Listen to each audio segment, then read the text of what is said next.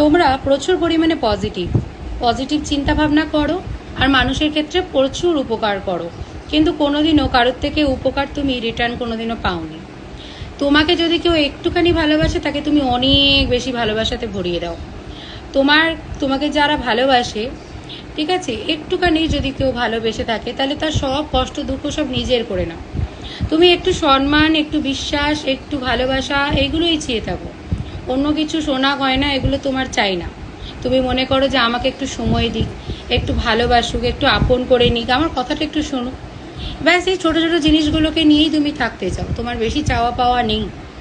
তুমি সব সময় সবার ক্ষেত্রেই ভালো চাও। যদি কেউ তোমার ক্ষেত্রে খুব খারাপ করেও থাকে তবুও তার ক্ষেত্রে তুমি ভালো চাও।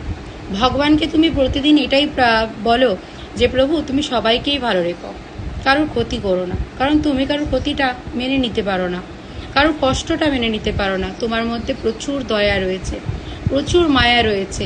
একটা মায়ের মধ্যে যেরকম সন্তানের জন্য মায়া থাকে, তোমার মধ্যে সেরকম প্রতিটা মানুষের জন্য তোমার মধ্যে সেই মায়াটা রয়েছে। তোমার সাথে যতই খারাপ মানুষ করুক না কেন, যতই তোমার সাথে বেইমানি করুক না কেন, তুমি কষ্ট পাও, তোমার রাগ হয়, সবই হয়, ন্যাচারাল যেটা, কিন্তু তারপরেও তুমি কারোর ক্ষতি চাইতে পারো না। তুমি ভগবানকে বলো যে ভগবান আমার সঙ্গে যদি কেউ কিছু অন্যায় করেছে তাহলে এর বিচার তুমি করো, আমি কারোর ক্ষতি চাইবো না। ব্যাস এইটুকুই তোমার। তুমি একদম ছোট জগতের মধ্যে থেকেই থাকো, ছোট জিনিস, ছোট চাওয়া পাওয়াতেই তোমার রয়েছে সব কিছু। বড় কিছু তুমি আশা করো না, কিন্তু জীবনে তোমার অনেক কিছু ভালোই হবে। বিপদ আসলেও তোমাকে ঠিক ভগবান কোনো না কোনোভাবে উদ্ধার ঠিক করে দেবে।